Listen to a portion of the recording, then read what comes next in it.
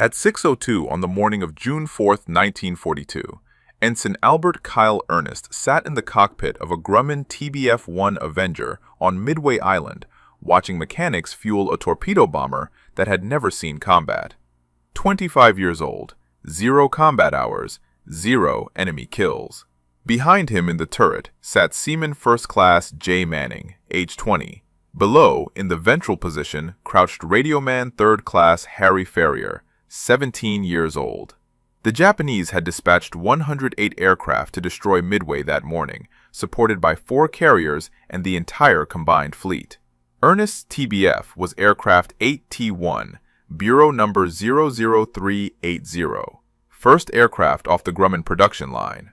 The TBF-1 Avenger had arrived at Pearl Harbor 6 days earlier. Ernest and 5 other pilots from Torpedo Squadron 8 had flown them to Midway 3 days ago. The rest of VT-8 was somewhere at sea aboard USS Hornet, flying the obsolete TBD Devastator. Ernest's detachment had the new plane. Bigger. Faster. Nobody knew if that would matter. Lieutenant Langdon Fieberling commanded the 6-plane detachment. At 32, the other pilots called him Old Langdon. He'd briefed them 2 days earlier. The Japanese fleet was coming. 4 carriers, battleships, cruisers, the entire Kido Butai that had struck Pearl Harbor. Midway had 52 combat aircraft to stop them. 3 American carriers waited somewhere north. If Midway fell, Pearl Harbor was next. At 5:55, a truck raced down the flight line. Marines were shouting, "Enemy carriers bearing 320 degrees, 150 nautical miles out. Launch everything." Ernest started his engine. The right cyclone radial roared to life. He'd never dropped a live torpedo. None of them had except Fieberling. 6 TBF Avengers lifted off Midway at 600 hours. No fighter escort. The Marine Wildcats were already scrambling to defend the island. Ernest flew behind Fieberling. Manning test-fired his turret gun. Ferrier checked his ventral gun and radio. They climbed to 8,000 feet and turned northwest. Nothing but water for 150 miles. By 1942, torpedo bombing had become a suicide mission. You had to fly low, straight, slow. The Japanese knew this. Their Zero fighters were faster than anything America had. At Coral Sea 1 month earlier, American torpedo squadrons had been slaughtered. Most torpedo bomber crews didn't survive their first attack. At 0710, Ernest saw the Japanese fleet. 4 massive carriers in formation. Battleships, cruisers, destroyers, and above them, black specks diving toward the 6 American planes. Zero fighters. Too many to count. Fieberling dove toward the carriers. The other 5 Avengers followed. Ernest pushed his stick forward. Manning opened fire. Ferrier was firing from below. Tracers were everywhere. The first TBF exploded in midair. The second tumbled into the sea. Then the third. Then the fourth. Ernest saw Fieberling's plane spiral down. 5 Avengers gone in less than 3 minutes. Ernest was alone. Zeros were coming from 3 directions. 20mm cannon fire punched through his windshield. Glass shrapnel hit his neck. Blood ran down inside his flight suit. His instrument panel exploded. The compass stopped working. Manning's gun went silent. Ferrier came on the intercom. Manning was hit. Bad. Maybe dead. Ferrier himself was wounded. Ernest was 200 feet above the water. He opened his bomb bay doors and released his torpedo at the nearest cruiser and missed. More cannon fire tore through the fuselage. His elevator controls went dead. The stick wouldn't respond. The Avenger should have crashed. Instead, it kept flying level. If you want to know whether Ernest survived the flight back to Midway, please hit that like button. Every like helps YouTube share this story with more people. And please subscribe if you haven't already. Back to Ernest. He was still taking fire. Bullets hitting the armor plate behind his seat. His hydraulics were shot. One landing gear wheel wouldn't extend. No compass, no airspeed indicator, no altimeter, no radio. Manning was definitely dead. Blood everywhere in the turret. The right engine was still running, and when he adjusted his elevator trim tabs, the aircraft responded. Not much, just enough to gain altitude and turn slightly. He was controlling a 3-ton aircraft with trim tabs designed for fine adjustments. Ernest nursed the crippled TBF into a cloud bank. The zeros broke off. They assumed he was finished. He flew east by dead reckoning, following the morning sun. If he missed Midway, the next land was Pearl Harbor, 1,200 miles away. He had maybe 2 hours of fuel, one wheel, no instruments, a dead gunner, a wounded radio man, and 73 bullet holes he didn't know about yet. Ernest flew at 2,000 feet inside the cloud. The TBF shuddered with every adjustment of the trim tabs. The big Cyclone engine was running rough, but it was running. That was all that mattered. He had no way to check his fuel. The gauge was destroyed along with everything else on his instrument panel. He estimated he'd burned maybe half his fuel getting to the Japanese fleet and attacking. That left him roughly 90 minutes, maybe less. 200 miles back to Midway. He had to find it. The Pacific Ocean covered 64 million square miles. Midway Atoll was 2 square miles of coral and sand. Miss it by 5 miles and he'd never see it. He'd run out of fuel and ditch in the ocean. With one wheel down, the TBF would cartwheel and break apart on impact. He and Ferrier would have maybe 30 seconds before it sank. Ferrier's voice came through the intercom. He was conscious again. He'd been knocked out by the same 20mm shell that killed Manning. Blood was running down from the turret into his position. He couldn't tell if it was Manning's blood or his own. He was wounded, but he could move. He tried to see into the bomb bay through the small window to confirm the torpedo was gone, but Manning's blood covered the glass. Ernest told Ferrier to stay on the intercom. He needed to know someone else was alive. The solitude at 2,000 feet, with a dead crewman behind him and instruments that looked like a junkyard, was making it hard to think. Ferrier acknowledged. His voice was weak, but steady. The trim tabs were designed to make tiny adjustments during level flight. Ernest was using them to control pitch and maintain altitude. When he adjusted the tab nose down, the aircraft descended. Nose up, it climbed. But the response was slow, sluggish. If he overcorrected, the TBF would enter a dive or climb he couldn't recover from. He had to think 5 seconds ahead of every adjustment. His rudder still worked. That gave him directional control. He could turn, but every turn bled off airspeed and altitude. He had to keep the turns gentle. The aircraft was barely controllable in straight flight. A hard turn would probably kill him. At 0745, he broke out of the clouds. The sun was higher now, still east. He corrected his heading slightly. Ferrier asked if they were going to make it. Ernest didn't answer. He didn't know. The flight back was taking longer than the flight out. He was flying slower, more cautious. The TBF was damaged in ways he couldn't see. Control surfaces were probably shot up. The airframe had taken dozens of hits. Something could fail at any moment. A fuel line could rupture. The engine could seize. The tail could fall off. He was flying a dying aircraft and hoping it would last 30 more minutes. At 0820, he saw smoke on the horizon. Black smoke. Midway was burning. The Japanese strike had hit the island while he was attacking their carriers. He corrected his heading toward the smoke. The island came into view 10 minutes later. Sand, buildings, runway. He'd found it. Now he had to land. On one wheel, with no hydraulics, no flaps, no speed control. The Marines on Midway had just been bombed. They'd be trigger happy. Ernest had no radio to announce his approach. He had to follow the emergency procedure for damaged aircraft, a specific flight pattern with specific turns. If he didn't execute it perfectly, the anti-aircraft guns would shoot him down half a mile from safety. And if he survived that, he still had to land a 3-ton aircraft on one wheel using only trim tabs, at 120 miles per hour, on a runway probably cratered by Japanese bombs. Ernest circled Midway at 1,500 feet. The runway was intact. The Japanese had hit fuel tanks and buildings, but missed the runway. He could see fires burning across the island. Smoke drifted south. He began the emergency approach pattern. Left turn, straight leg. Right turn, straight leg. The specific sequence that told ground forces he was friendly and damaged. Anti-aircraft gunners tracked him, but held fire. They recognized the pattern. one of their own was coming home. Ernest completed the sequence and turned onto final approach. The runway was 6,000 feet long, plenty of distance, but he had one wheel and no flaps. Normal landing speed for a TBF was 75 knots. Without flaps, he'd be coming in at over 100 knots. Fast. Very fast. He adjusted the trim tabs to descend. The nose dropped slightly. The TBF began losing altitude. 300 feet. 200. 100. The island was rushing toward him. He could see Marines running toward the runway. Ambulances. Fire trucks. They knew what was coming. 50 feet. The right main gear was down and locked.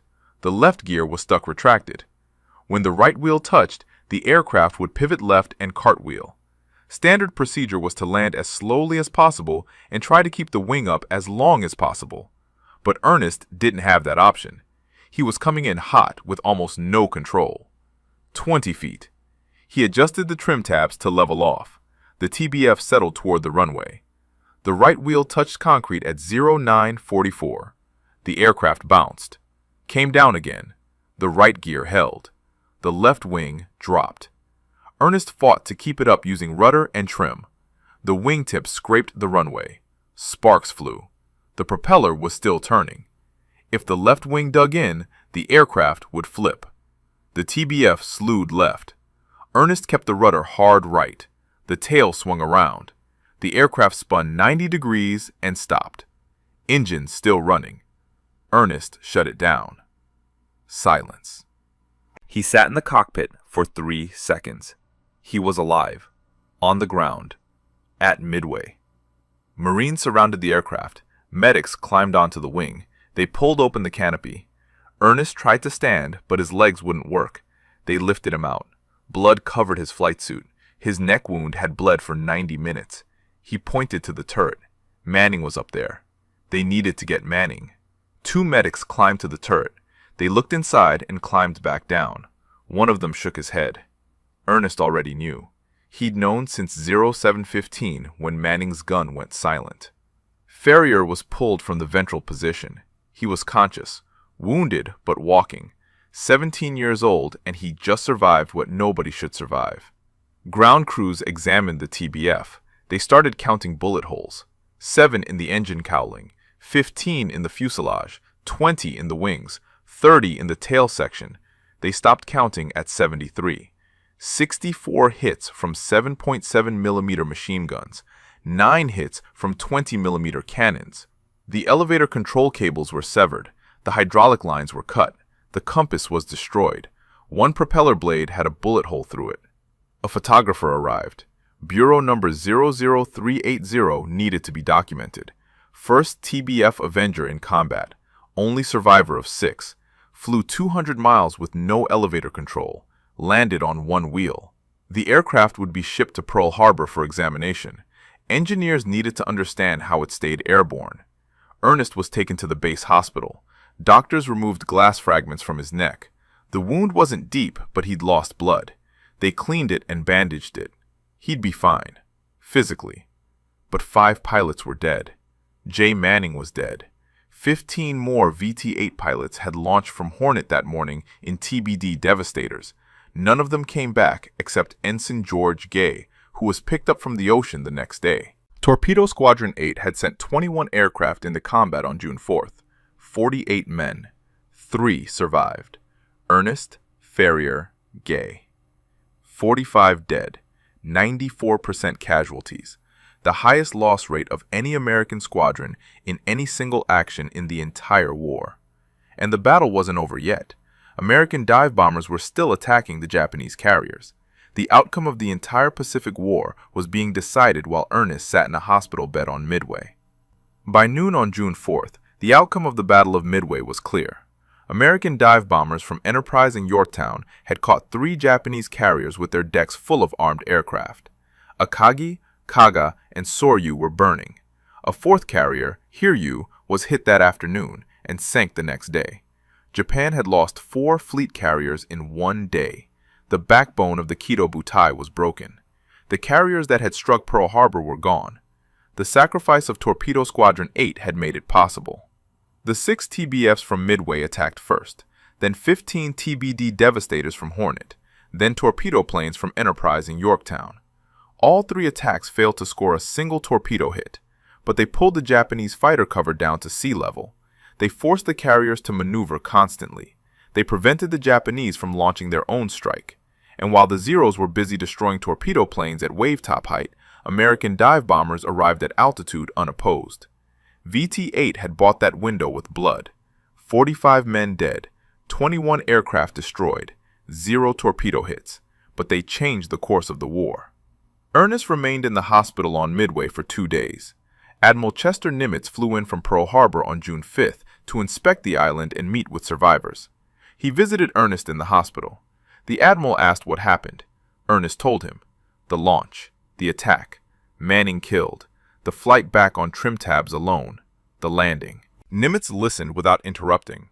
When Ernest finished, the admiral was quiet for several seconds.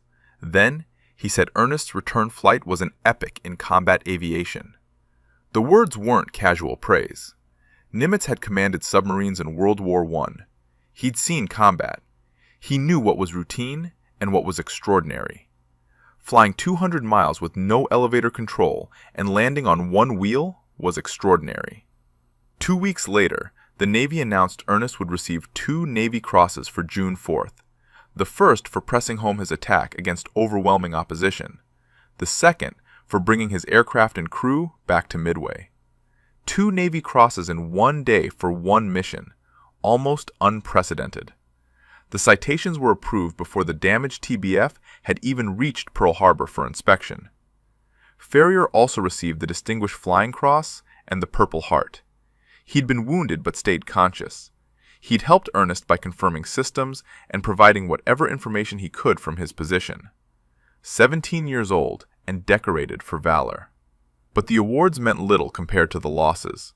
Lieutenant Fieberling was dead. The 5 other TBF pilots were dead. Their gunners and radio men were dead. 18 men total from the Midway detachment, and from Hornet, Lieutenant Commander John Waldron was dead. Every pilot and crewman from his 15 TBDs was dead, except George Gay. VT-8 had been effectively annihilated. The squadron was reconstituted in July. New pilots, new aircraft, new crews. The rebuilt VT-8 was assigned to USS Saratoga and sent to the Solomon Islands. The Marines had landed on Guadalcanal in August. Japanese forces were counterattacking. The Navy needed every torpedo squadron in the Pacific. Ernest went with them. He'd survived Midway, but the war wasn't over. He was 25 years old with 3 months of combat experience. The Navy needed experienced pilots, men who'd seen action and lived. Men who knew how to survive. Ernest was now one of the most experienced torpedo bomber pilots in the Pacific Fleet. In September and October 1942, VT-8 flew missions from Saratoga and later from Henderson Field on Guadalcanal. Ernest flew strike missions against Japanese cruisers and destroyers. He bombed shore installations. He attacked transports. The aircraft were better. The tactics were better. The Avenger was proving itself as the best torpedo bomber in the war. But the missions were still dangerous. Japanese fighters were still faster. Anti-aircraft fire was still deadly. On September 16th, Ernest was part of a strike force that put a torpedo into a Japanese cruiser. On October 9th, he led a flight that bombed enemy positions at Cape Esperance. The missions added up. The risks added up. By November, the jungle and exhaustion had broken most of VT-8. The squadron was withdrawn and disbanded for the second time. Ernest had earned a 3rd Navy Cross, 3 in 6 months, but the question nobody could answer was how long his luck would hold. Ernest flew his last combat mission from Henderson Field on November 12, 1942, 6 months after Midway. The squadron had lost more pilots and crews at Guadalcanal, not as catastrophically as June 4th, but steadily. 1 plane lost here, 2 pilots killed there. The cumulative effect was the same. By November, VT-8 was exhausted. The survivors were rotated back to the United States. Ernest's combat record was extraordinary. 3 Navy Crosses, multiple strike missions, 0 aircraft lost under his command after Midway. He'd proven that June 4th wasn't luck. He was simply one of the best torpedo bomber pilots in the Navy. Calm under fire, excellent judgment, able to make decisions when everything was going wrong. Those were the qualities that kept pilots alive. The Navy recognized it. Instead of giving Ernest a desk job, they made him an instructor. New torpedo bomber pilots needed to learn from someone who'd survived, someone who could teach them what worked and what got you killed. Ernest spent 1943 training the next generation of naval aviators. He taught them how to approach a target, how to evade fighters, how to survive when your aircraft was damaged, how to fly on instruments that weren't there anymore. But Ernest didn't stay an instructor forever. The Navy needed experienced combat pilots for new missions. After the war in the Pacific ended in August 1945, Ernest remained in the Navy. He joined in 1941, expecting to serve a few years. But naval aviation was his career now. He was good at it. The Navy needed men like him. In the years after the war, Ernest flew different missions: hurricane reconnaissance, weather observation, search and rescue. The Navy was adapting to peacetime operations, but still needed skilled pilots. Ernest flew B-17s modified for hurricane hunting, flying into storms that would destroy most aircraft, reading weather patterns, saving lives by providing early warnings. It wasn't combat, but it was dangerous work that required the same skills: situational awareness, calm decision-making, ability to handle damaged aircraft. He was promoted steadily: lieutenant, lieutenant commander, commander, captain. Each promotion brought more responsibility. He commanded squadrons. He commanded air stations. In the 1960s, he was given command of Naval Air Station Oceana in Virginia, one of the largest naval air stations on the East Coast. Thousands of personnel, hundreds of aircraft. The boy who'd flown a shot-up Avenger back to Midway was now responsible for an entire air station. Ernest retired from the Navy in 1973. 31 years of service. He'd seen the Navy transform from propeller-driven torpedo bombers to supersonic jets. From 1942, when America was losing the war, to 1973, when America had the most powerful Navy in the world. He'd been part of that transformation. After retirement, Ernest rarely spoke about Midway. Other veterans from the battle became famous. George Gay wrote a book and appeared on television. He was called the sole survivor of Torpedo Squadron 8. Ernest and Ferrier joked that they were the other sole survivors. But Ernest didn't seek publicity. He'd done his duty. That was enough. The Battle of Midway remained the defining moment of his life. June 4th, 1942, the day he lost friends. The day he flew an aircraft that shouldn't have stayed airborne. The day he learned what he was capable of when everything was falling apart. Those 90 minutes from the Japanese fleet back to Midway had tested him in ways nothing else ever would. Historians later studied the battle. They analyzed every decision, every attack, every loss.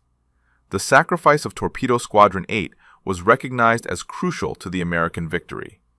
The 3 torpedo attacks pulled Japanese fighters out of position. They prevented the Japanese counterstrike. They created the window for dive bombers to attack unopposed.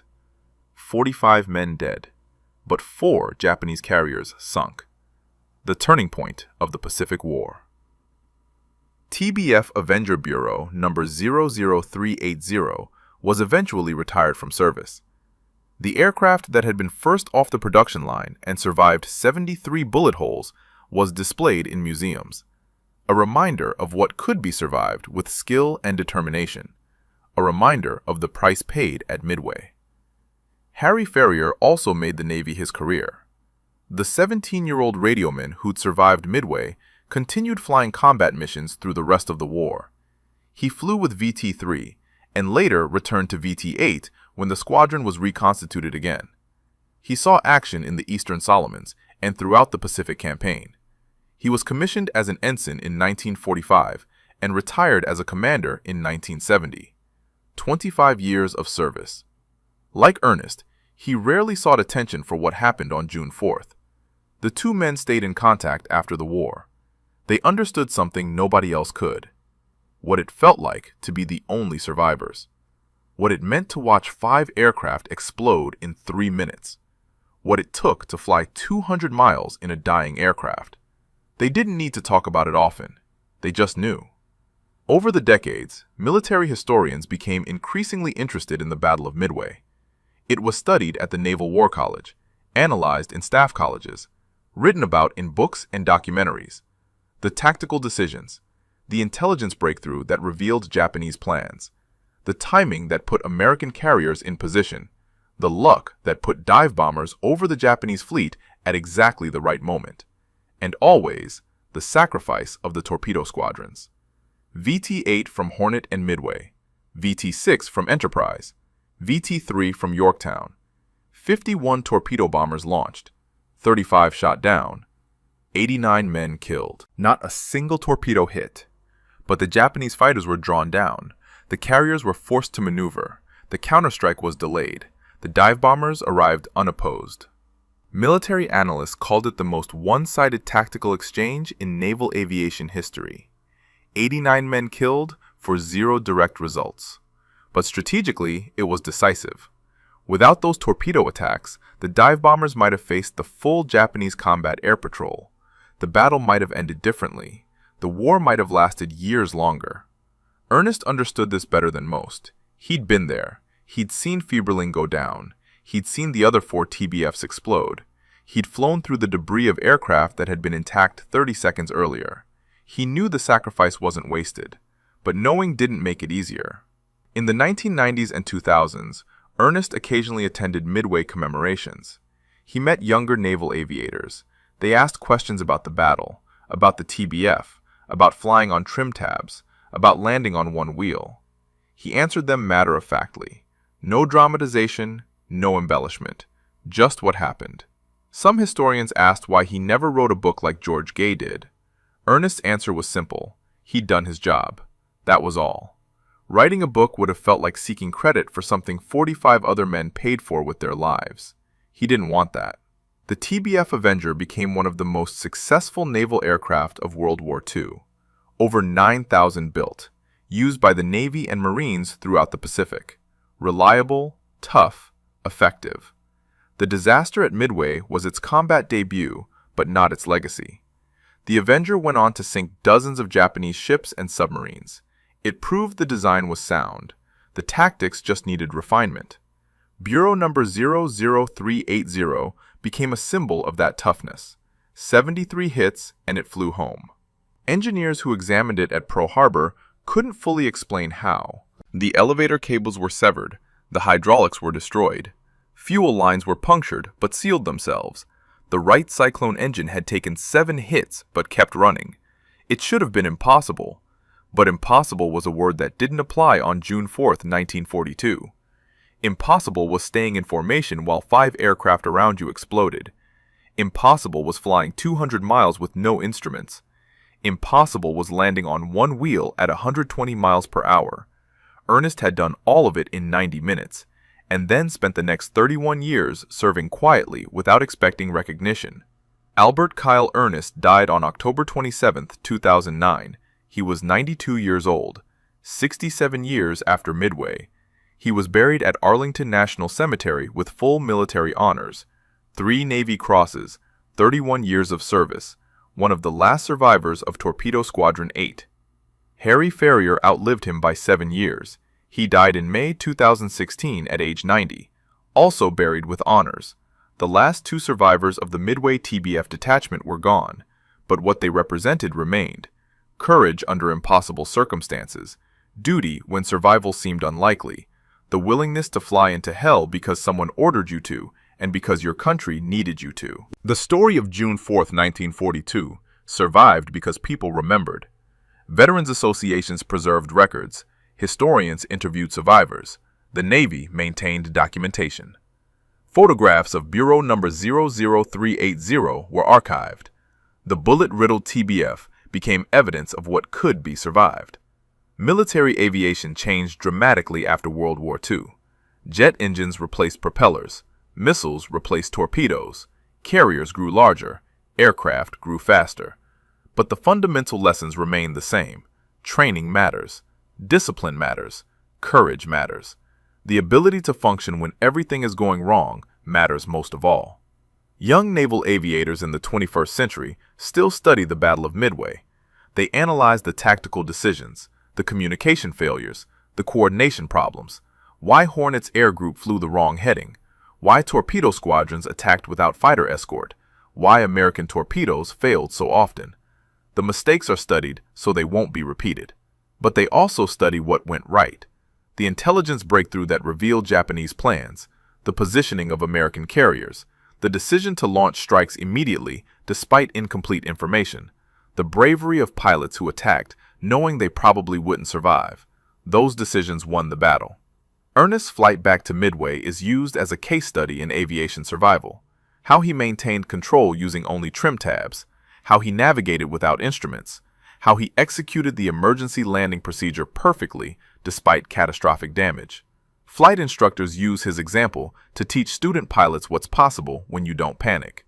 The 73 bullet holes are particularly instructive. They show where a TBF Avenger could take damage and keep flying. The engine could absorb multiple hits. The wings could be riddled and maintain lift. The tail could be shredded and still provide stability. But the elevator control cables were vulnerable. One good burst in the right place and the pilot lost pitch control. Ernest survived because he understood he could use trim tabs as backup controls. Most pilots wouldn't have thought of that. Most wouldn't have had the skill to execute it. Modern aircraft are more resilient. Redundant systems, backup controls, computer-assisted flight.